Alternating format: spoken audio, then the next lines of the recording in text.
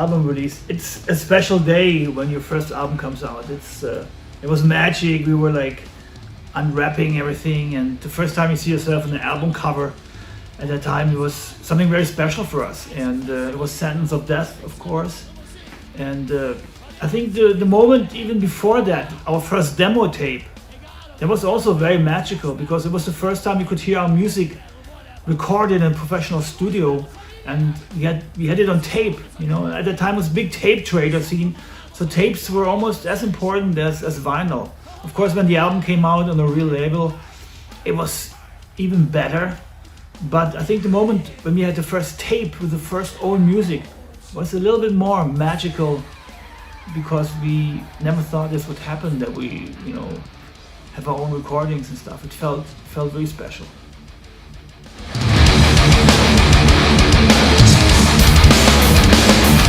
Depends on how you see a festival. You know, nowadays festivals are like Wacken and big shows. Back in the day, we played a very little festival in Braunschweig. It was the first festival we ever played, together with Rage. And I remember the Hells Angels were kind of security guards. And yeah, I think I had my first currywurst also, because it didn't exist in my region in South Germany at that time. And the big festival we played, the first one was Dynamo Open Air, together with Testament and Striper in '87, I think. But the one with Rage was already '85, so that was maybe the first real festival.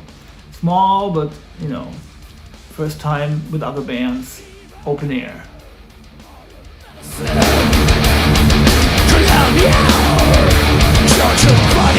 Ever. It's not so easy to remember all the details, you know, it's a little blurry at the beginning, but I remember the show with the Sodom and Iron Angel in Altenessen, Germany, in December '84.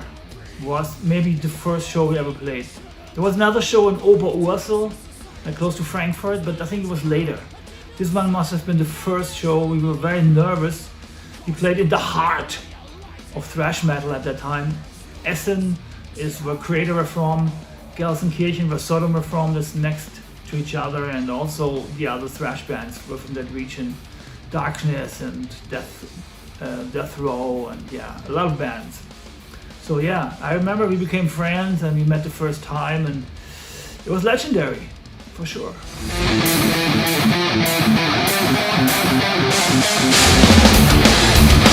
Fuck. I don't remember. I think it was like this. The guys had a band and they were looking for a bass player.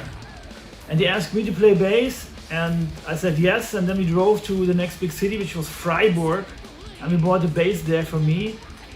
And then we met at their rehearsal room at that time. It was the band Before Destruction, and we were actually having a second guitarist and a singer and stuff, and the band was more like playing heavy metal. And I think the first song I ever played on bass with the band was some cover of UFO, Doctor was the first song that I could play on bass. So yeah, it's a little far away, but I think that's how it was.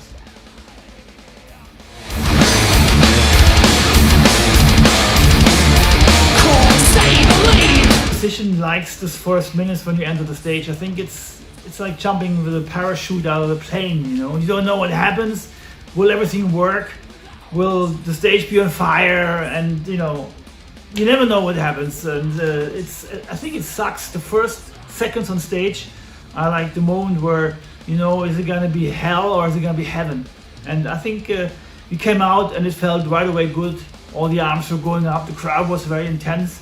It was a great feeling, and it was a great show in the end. And I think I'm glad we recorded this one. I want to still thank Arnie for this, our old sound guy, Arnie Lackenmacher.